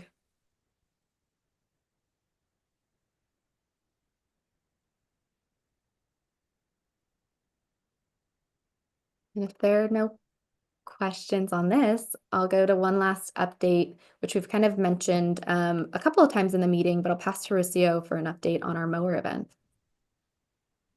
This is Rocio. Thank you, Stephanie. Yeah, so just want to give everyone a quick update on the lawnmower exchange events. So as you all may have remembered, last year we did have our first in-person lawnmower exchange event, which was super successful. There was 155 old gas or diesel powered lawnmowers that were exchanged for new, cleaner electric lawnmowers. And so we are now starting to prepare for the upcoming event. There's going to be another lawnmower exchange event on June 28th at the San Joaquin County Fairgrounds. And this is a super popular program that folks are interested in. And in just 10 days, we did receive over 550 applications from folks that are eligible. And what this means is that the folks that applied are in the Stockton AB617 boundary. And so just due to the overwhelming demand, the application portal is now closed. So there's no more spots for folks to reserve their vehicles, as those have all been allocated, because this will be using the remaining funding that is in your SERP. And we're super excited for these events. Of course, this is all due to the work that the Stockton CSC has done, that these events are possible. And yeah, just looking forward to the Lawnmower Exchange event coming up. Thanks, Rocio. This is Stephanie. And maybe I'll just mention, if you all came out to our first event, we just did, not just, but it was a lawnmower exchange event, and it was only that. We have partnered with Valley Can to host these events, and what that means is we're bringing really all the programs. So this is actually going to be combined with our vehicle repair program, which I think if you're familiar, it's more classically known as our Tune In Tune Up program, which essentially a resident can bring in their vehicle for an emissions test, and if they fail that emissions test, then they can receive a voucher to have vehicle related repairs. So that's going to be running. We're also going to have the mowers being exchanged, and our staff will also be there to do outreach and sign people up for clean air rooms too. So it really is, we're hoping that this is an event that really brings together a lot of district programs and makes them super accessible to folks in the community. So if you know anyone that's interested in any of those programs, please feel free to send them our way, except for, like Rocio mentioned, the mowers are all out of reservations. But if someone is interested in the vehicle repair program, clean air rooms, just wants to come out and see what the event is like, we definitely encourage everyone to join us.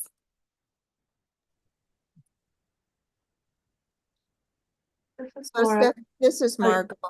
Can I just, so I know we have money sitting, and is this a time to talk about moving even more money into the lawnmower thing, or does that need to be worked out ahead of time?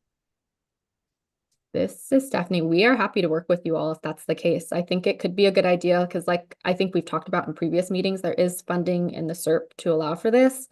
And I will say, like Rocio mentioned, the application period was only open for a very short time, and we saw a lot of applicants. So I'm I do think that we'll see if we did do another event. I do think it very easily could be the case that we could do another at least, 500 mowers in an event at the very least. I think that's possible based on the demand that we saw in the community. So So yeah, it's not like, if go ahead. if folks are interested, we are happy to work with you all on that. So for the June 28th event, which is, 2 months away, practically, it's adding more now would not be useful. If we add more now, that will allow someone that right now, because pretty much with this event in June, we will have all the funding reserved and funding spent that's remaining in the SERP. So if we add funding now, that means that someone that is interested in the program outside of the event can still participate. I do think 500 mowers is about the cap of what Valley Can is expecting to do. I don't think that we can see like 800 people at the event. I think that probably is going to be a little too much, but that would allow anyone to go through the program in these next few months outside of that event. And it would allow us to do another event, say like in the fall or something. Do you take a waiting list when it closes down? Yes. Okay. Yes. And I need to check the team it's a lot of this is Stephanie. It's a lot of applications. So the team is not fully through. But we do hold a waiting list. And anytime there's another event that happens, that waiting list is the first to be reached out to let them know and get them through for the next event.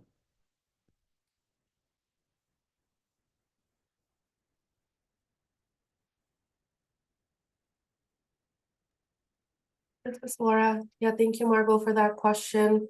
Yeah, glad to see that funds are going and residents are making use of this measure. I did see Douglas's hand up and you lowered it, but just want to make sure that we're not missing anything, Douglas. No, I missed I was gonna say something else, but you're talking about the mower. I was gonna talk about the electric car later. But are you gonna have the other presentation for the electric car, Stephanie? Or that's gonna be the last uh, presentation? This is Stephanie. This is the end of my presentation, but I'm happy to answer any questions now about any of our measures that you might have. The only concern that I have is the question is that I just want to see a like a statistic or a chart of how much of the people are trading off their car for an electrical car, and how what is uh, the the rate of changing every time you have uh, something going on with electric car. I would like to know how much people are going and trading in the car, and then and somehow at the end when they do get traded into the car, do they have any concern about where they're going to get the chargers first for their car at home? Are they going to have to install it? Are they going to solarize the house to get the whatever it needs for the car to start every morning to get a charge? You know what I mean? So I just want to ask if there are any question that come arrive that we could answer and make it make it something solution about that. You know what I mean? Mm-hmm. So that's all I'm concerned about is the electric car. Who's buying it? They're changing. Is there a big demand for that, or are people are not just not ready for it yet? That's what I'm asking. Yeah. This is Stephanie. Douglas, that's a really great question. And I think, I'm not sure if you were at the meeting that we talked about it, but we actually did talk about kind of historically what we've seen in the program participation so far, who is opting for the plug-in hybrid versus an electric. I think about 60% of folks are opting for the plug-in hybrid, and about 30 to 40 are opting for the electric. Which is, I think, what we would expect in kind of this newer, like, like you're saying, Douglas, electric technology, like fully electric is kind of new. And I think that plug-in hybrid gives folks a little bit of flexibility in the option. But I will say to your concern of kind of electric vehicles, whether or not people feel comfortable, as a part of their outreach, I know that Valley Clean Air Now or Valley Can does do outreach related to, and we also do as well at the district, of kind of like, what is it like to take on an electric vehicle? What are the things you need to think about in terms of charging? How do you access chargers? All of those questions. So there's outreach and there's materials that we will share with folks to kind of get them familiar with making that transition. That's a really great question. And we did see kind of in our first round of funding that the CSC allocated, it was about 2.8 million. We saw that go pretty quickly, and the CSC has supported moving additional funds there. So we've been able to reopen the program and continue accepting applications to the program so that more residents can take advantage of it. Great, that's wonderful. So did you know that there's a positive feedback in the community about the electrical, the hybrid versus the electrical? If people are trading for the car, are they trading for the truck? What about truck? Are there a standard of which car can go and trade in for another electrical or not? Is there any? This is Stephanie. I don't know the exact details of the program, so team, if anyone else does, feel free to jump in. But I do think there's a list of eligible vehicles that you can make the transition to. I do think there are a couple of truck options on there, if I'm not wrong. But in terms of kind of what folks are opting for, yeah, so far we're seeing a lot of people go for those plug-in hybrids over the electric vehicles. But certainly we can plan to bring up some more information in a future update about how the program is progressing now that the CSC has supported moving more funds to it. Okay, so as far as that now, it's a third when they go out. Is the gas station going to be modernized? Are they going to work with the gas station itself to plug in for more, to fill up their battery, whatever? How are they going to do that? You know what I mean? As far as traveling, going from gas station, or are they going to go to a special gas station search gas? I can help you out because so this is West Kingsburg Truck Center. On the vehicle side for just residential use, you typically would have like a level 2 charger at your house, which takes 240 single phase, which is kind of like your dryer plug or your oven plug, that type of power to charge the vehicle at home. Now travel, I travel up and down the state, and we drive our trucks to all of our locations. Currently, there's the public charging that you need to do to travel up and down the state takes level 3 charging, which is 483 phase at a minimum. So Tesla probably has the best charging network throughout the state, but it's only for Tesla vehicles. So when you drive like a Ford, Chevy, or one of our trucks, like a Workhorse truck or another brand, they have a charger called the CCS1 plug. It's pretty standard. But the difficulty is finding the charging station. So like when I drove from Kingsburg, I made it all the way to Pleasanton, but I have to plan my routes. And I would say there's not a whole lot in Stockton. When you go to the LA area, they're kind of everywhere, but they're not at gas stations like you would think. They're at malls. So I had a 22-foot box truck I'm charging in a Walmart parking lot. I'm trying to fit it in there, so the infrastructure is tough for the EV adoption. That's why I think you're seeing more of the plug-in hybrid, because you have that flexibility when you want to drive.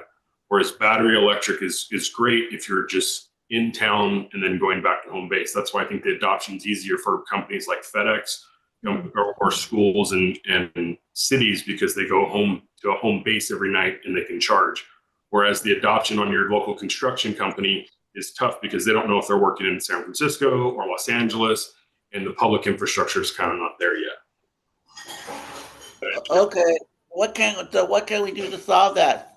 Because now, like you said, Tesla is leading the way up the plug. What can you have a universal plug connected with a standard plug of Ford, whatever, to make it workable? You know what I mean? Yeah. What you need is there's a lot of level 2 chargers that are out there for public use, but they don't really work because it's too slow. You need to. When I had to charge in Pleasanton yesterday morning, it took me about an hour and a half. So that's on the OEM side and that's hard to do, as well as bringing the vehicle cost down, because you need to be able to accept a certain amount of power to charge vehicles to get the range. So Tesla kind of has that nailed, where it can accept a fast amount of electricity or power at once, and then you can get going in 30 to 45 minutes. The level 3 chargers, or if you want mass adoption where people are stopping in your cities, that's needed. I think I stop if I'm going through your area. We stop in just going up on Turlock has level 3 at the Walmart there off Folkerth Avenue. There's one in it's very sparse. As where you go to a bigger city like LA or something, they're everywhere. They're within 10 miles of each other. Is where they're probably 30 miles apart in the valley. Great. Thank you so much for helping. Thank you. Thanks, Douglas. This is Amy. Margot, I see your hand raised. Yeah, I'm glad Wes is still on the call. And first of all, so there's a new gas station on March and Pershing, and it has electric charging. Does anybody know if that's level 2 or level 3? I guess not. So I guess we need to find out. But I think that's one thing we as a group or as a community maybe need to start looking at the city council meetings, and when they ask to put in a new gas station, kind of expect that should be part of it. And just so everybody knows, Stockton is working on the new climate action plan, and they're asking for public input. So we need to monitor that as well. My question for Wes was regarding the heavy duty truck charging though. And does KTC work on that, or does KTC just focus mainly on coordinating trucks with clients? So I'll go to your first question on the charging. It looks like you guys have 2 level 3 chargers. One's Electrify America at a Walmart off of Trinity Parkway in Stockton, and then you have another. You might have more. I just Googled it on the map, and then you have a charge point. I guess it looks like maybe in a Lowe's shopping center in Park West Place. So you have 2 that I can see right off the 5. Yeah, but see, that's a brand new gas station on March and Pershing, and it's an ideal location. And if they haven't put in level 3 there, then that's really a shame. Yeah, you have a couple other ones. There's one in Quail Lakes Drive. I don't know Stockton like the back of my hand, but I do know, like there are a handful of level 2s, but level 2s don't work for. That's if you're going to park there for 8 hours at a time. On 5.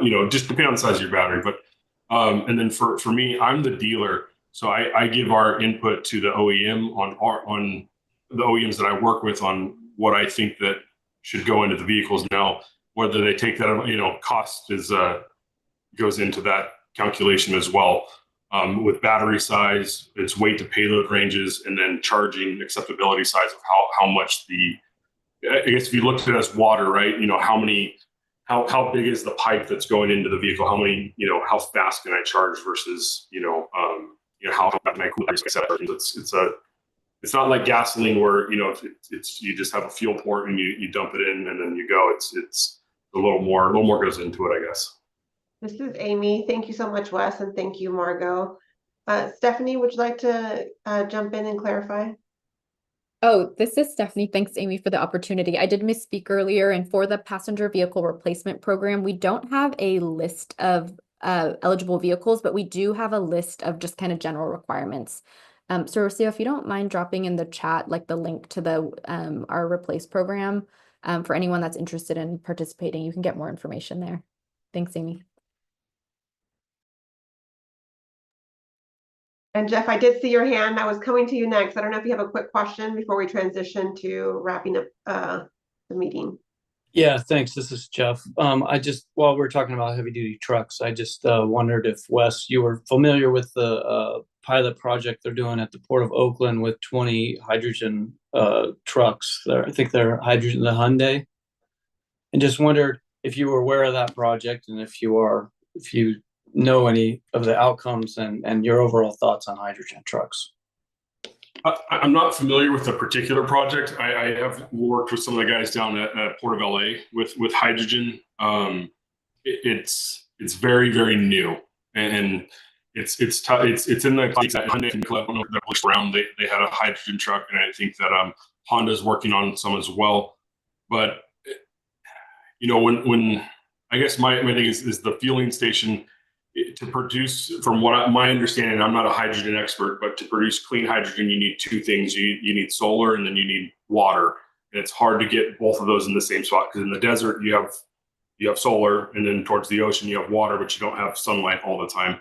And I just see that the cost per kilogram on hydrogen is about $40 per kilogram, and you're getting about 8 miles per kilogram. Pretty tough. Now, maybe in a car, I've seen some prototype cars, but nothing that's out and available yet. And it's a hydrogen fuel cell is I mean, you're basically taking a battery electric vehicle, making a smaller battery. You have a fuel cell on there that feeds the battery at a higher output. I'm definitely interested in it. I think it's very cool technology. It's probably the answer for Class 8.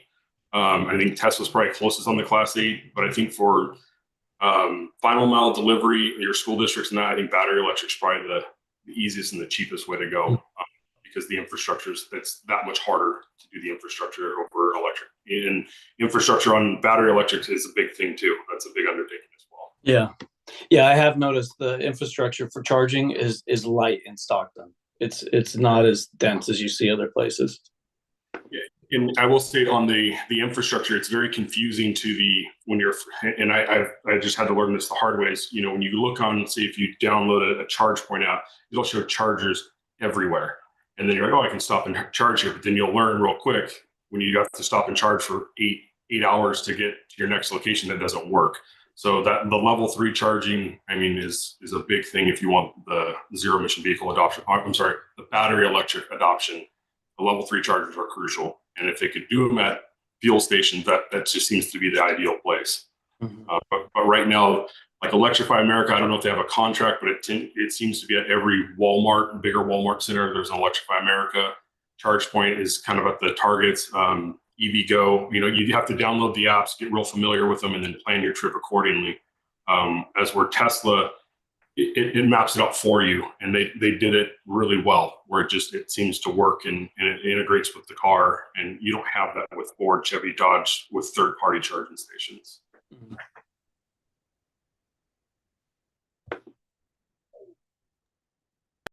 Everyone, this is Laura. Thank you all for your questions and engaging conversation during today's meeting. Again, this was an informational meeting. The agenda items were really to provide you updates, and you all brought amazing questions. So we really thank you for providing that. So we're going to go ahead and wrap us up. We want to be mindful of time, and we also just want to let you know that we will be sending standing updates via email. So be on the lookout for that. There's some exciting events going on as the Air District shared, and there's something coming up right around the corner. So we do want to make sure that you get that information. And we usually like to ask folks if they are in agreement with our proposed agenda topics for the next month, because folks, the agenda setting meeting doesn't work for folks' availability, and we do want to hear from you all. So we are proposing on bringing in the lawn and garden and urban greening / vegetative barriers based on CSC members' recommendation / suggestion. So we want to check in and see if that sounds good to you all to bring that in next month during June CSC. And Steph, I did see you unmute, so if you want to add anything in there. Thanks, Laura. No, that was good. I think I heard a lot of the table that had Little Manila providing updates on urban greening and vegetative barriers was great. But I know that CSC members are, I'm sure, itching for some more updates and to hear about upcoming plantings. So that's one of the tentative agenda items we wanted to propose, and that if that sounds good, then we'll plan to work with Little Manila to come to the next meeting. And then also just based on the feedback Margot just provided, and I think I heard seconded kind of in the chat, is discussing reallocating funds for lawn and garden, residential lawn and garden, to potentially replace more units and then maybe have another event at a later time. Laura, thank you, Stephanie. And Margot, I see you unmuted. Yeah, I'm hoping that we can invite Wes back, you know, maybe not monthly, but every other month, just for an update on how. Are you working on clients in the Stockton area? Are you trying? I mean, you sell, so I'm assuming you are if they want the info, but just to see what we do with our heavy duty truck money, because we have incentive money right here that we need to start thinking about reallocating if we're not going to use it for trucks. So just kind of giving us an update of how things are going in Stockton. Yeah, I can do that.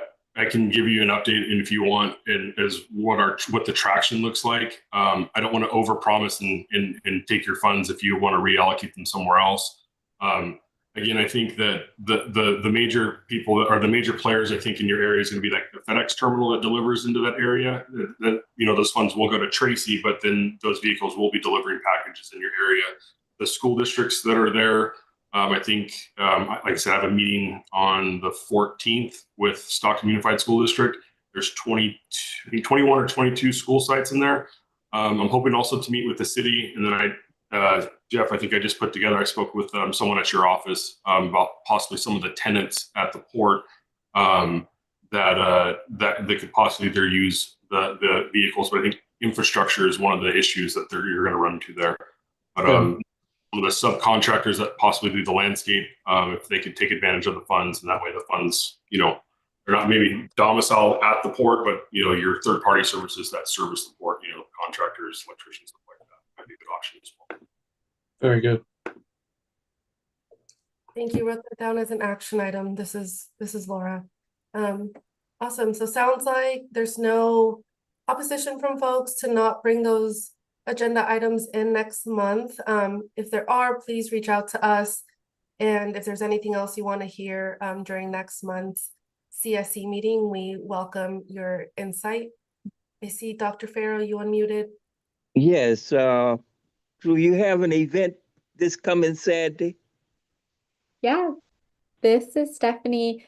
And we are going to share it via email because I know the time is running short, but we will be in Stockton at the team. Let me know the location, but it's going to be Saturday. There's a ride and drive event happening in Stockton. Cass, at the flea market. The flea Stockton flea market. Yes, it's not the fairgrounds. It is the flea market that they'll be at. It's going to be a ride and drive event. So you can test out the electric vehicle. You can send people to apply for our passenger vehicle replace program. Rocio and a couple other folks from our team are going to be in Stockton signing people up for purifiers as well. And we also want to share information, or we wanted to share information, and we'll follow up in an email to invite you all. I know that there's been a lot of interest in the committee of getting people involved in residents signed up for clean air rooms. We'll be there, and we invite you all to join us at the event. And it is, Angie, it's going to be the Stockton Flea Market at South Eldorado Street, 2542 South Eldorado Street. But you enter in on the California side, please. Thank you, Dr. Farrell, for asking that. And yeah, be on the lookout for additional standing updates in your email. I'll go ahead and share my screen so we can go through the action items for today's meeting. Can you see my screen? Mm-hmm. Yes, okay. So we have Air District to follow up with DPR and ask about potentially investigating pesticide use in Stockton to then share with the CSC. AD to share updates on how the vehicle replacement program is progressing with the additional funds reallocation. And Air District to invite Kingsbury Truck Center back for future CSC meetings to provide continual updates. are there any modifications to these action items or any additional action items we may have missed?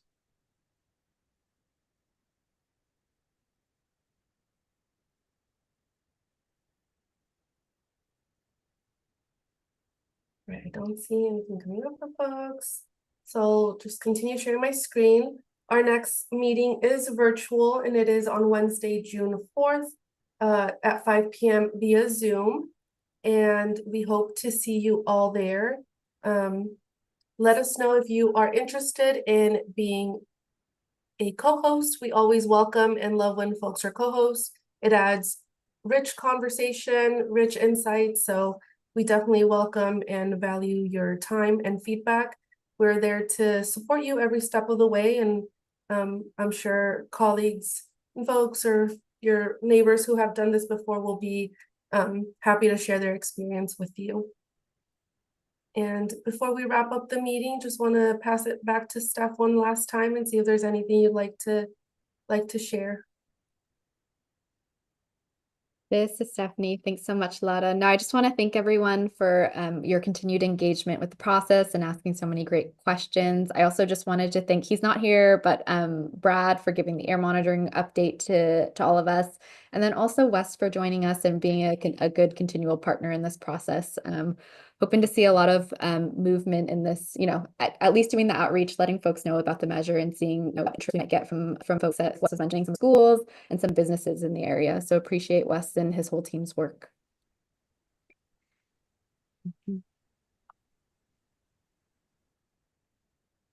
Well, thank you all. Hope you all have a great night and try to get you out 7 on the dot, but 7:01 is good too. So thank you all. We'll see you next month. Thank you. Have a good night. Bye. Have a good one. Thank you all. Have a good night. Thanks to our public members who joined. Hi, Angie. Hello. Yes, thank you, Angie. Appreciate you being here. See you next month. Bye. And James. And James. And James. Our son has been using the weed eater that James won at the luncheon that we just stumbled upon, but he's been using it every day. He's looking for lawn jobs. So You guys should see our front yard. I hope you all are enjoying it. Yeah, we are. He is. Good.